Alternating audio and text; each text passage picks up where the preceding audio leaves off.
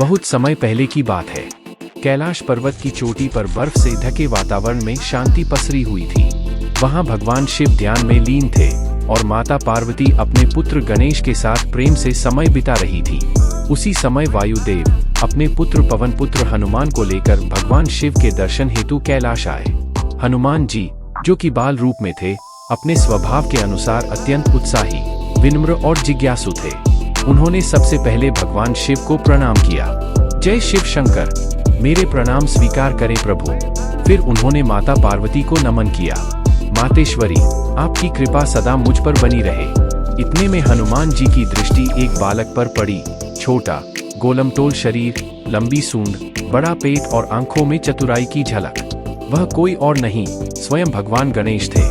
हनुमान जी चौंक गए और बोले, हे प्रभु, यह कौन दिव्य बालक हैं?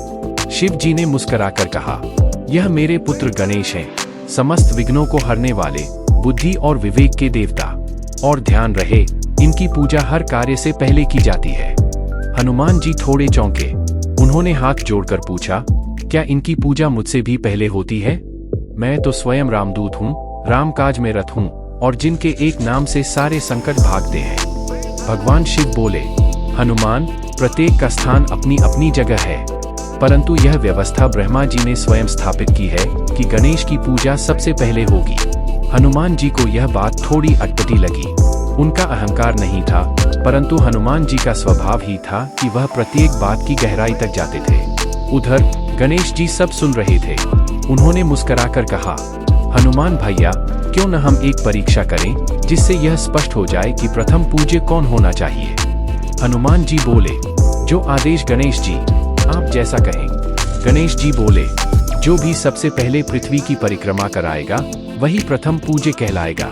हनुमान जी को यह चुनौती मानो प्रिय लग गई। उन्होंने जयकार की, जय श्री राम, और तुरंत आकाश में उड़ चले। वे आकाश में इधर उधर बादलों को चीरते, पर्वतों को लांघते, सागर को पार करते हुए पूरे वेग से धरती के चक्कर लगाने लगे। इधर गणेश जी शांत बैठे रहे। फिर उन्होंने उठकर माता पार्वती और भगवान शिव के चारों ओर 7 परिक्रमा की। शिव जी बोले, गणेश, तुम परिक्रमा क्यों कर रहे हो? गणेश जी मुस्कुराकर बोले, मेरे लिए तो माता पिता ही समस्त ब्रह्मांड है।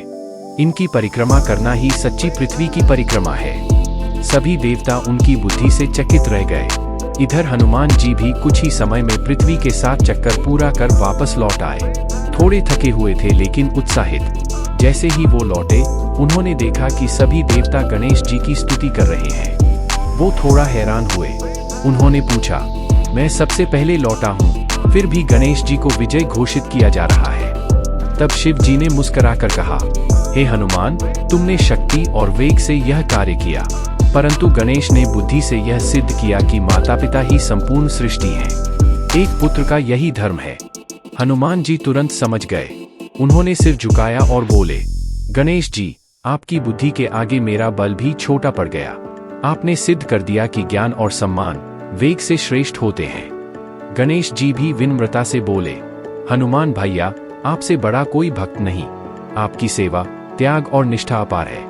आप मेरे लिए आदर्श हैं। और दोनों ने एक दूसरे को गले लगा लिया।